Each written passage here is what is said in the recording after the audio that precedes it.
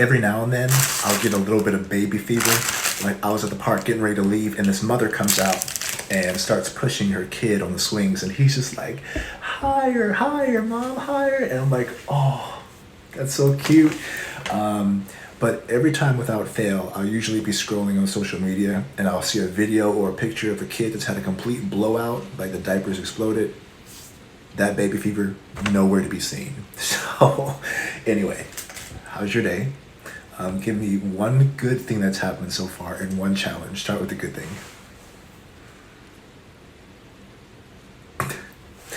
I'm still thinking about the blowout. Sorry. That's really awesome. I'm really happy for you. All right.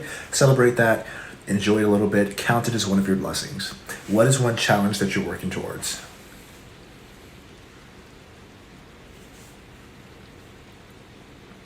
Okay.